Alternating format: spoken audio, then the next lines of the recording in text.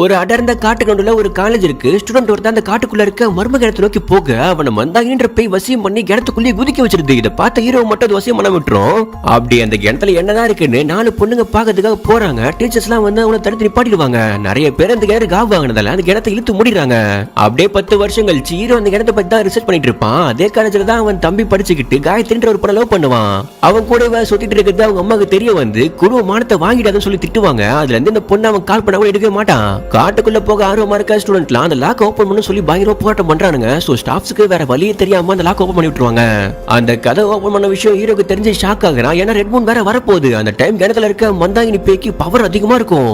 சில பசங்க காட்டுக்குள்ள போயிருப்பானுங்க. அவங்களை காப்பாத்த செக்யூரிட்டி இந்த கிணத்துக்கிட்ட போவாரு. ஆனா அவரை மட்டும் மந்தாகினி பேய் வசியம் பண்ணாம தப்பிக்க விட்டுருப்பான். கிளாஸ்ல காயத்ரி பர்ஸ்ல அவன் ஃப்ரெண்டு காண்டம் வச்சிருவான். வீட்டுக்கு போனதும் காயத்ரி கால் பண்ணி நான் பாய் ஃப்ரெண்டு கூட போற பிளான் மிஸ் ஆயிடுச்சு, அதனால அவன் பர்ஸ்ல காண்டம் வச்சிருன்னு சொல்ல, ஆனா இவன் பர்ஸ் காலேஜ்லயே விட்டுருப்பான். நம்ம கிட்ட காண்டம் இருக்குன்னு தெரிஞ்ச நம்ம மானமே போயிடுமே. இவன் ஹீரோ தம்பியை வர சொல்லி அதை எடுக்கிறதுக்காக 2 பேருமே காலேஜுக்குள்ள திட்டமா போறாங்க.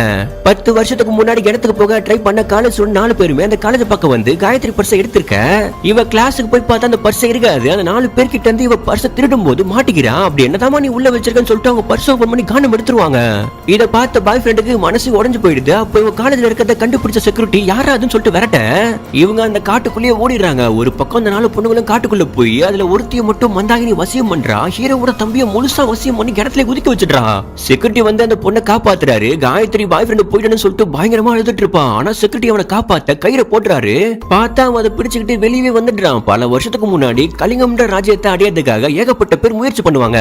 மந்தாகினியும் அவன் தங்கச்சியும் தான் அந்த ராஜ்யத்தை ஆளுவாங்க. அவங்களை அழிச்சிட்டு அந்த ராஜ்யத்தை கைப்பற்றதுக்காக எதிரிங்க வரும்போது மந்தாகினியும் அவன் தங்கச்சியும் ஒரு லிக்விட் எடுத்து குடிக்கிறாங்க. அது குடிச்சது உங்களுக்கு நெருப்பு சக்தி கிடைக்குது. அதை வச்சு தாக்கி நிறைய பேரை வீழ்த்திருப்பாங்க. இவங்களுடைய தளபதியா தான் செக்யூரிட்டியோ ஹீரோவோ போன ஜென்மத்துல இருந்திருப்பாங்க. ஒரு கட்டத்துல மந்தாகினியை வீழ்த்தி அந்த கிணத்துல அடைச்சிருப்பாங்க. சோ அதுக்கப்புறம் தான் அந்த கிணத்து பக்கம் வரவங்கள அவ காவு வாங்க ஆரம்பிச்சிருப்பான். அவ ஜென்மத்துல தளபதியா இருந்தால்தான் ஹீரோவையும் செக்யூரிட்டியும் அவங்க கிணத்துக்கிட்ட வந்து உயிரை விட்டுருப்பான். காயத்ரி போன ஜென்மத்துல மந்தாகினி தங்கச்சி. சோ பாய் ஃப்ரெண்ட் சொல்லி தான் ஹீரோவோட தம்பியை வெளியே அனுப்பி விட்டுருப்பான்.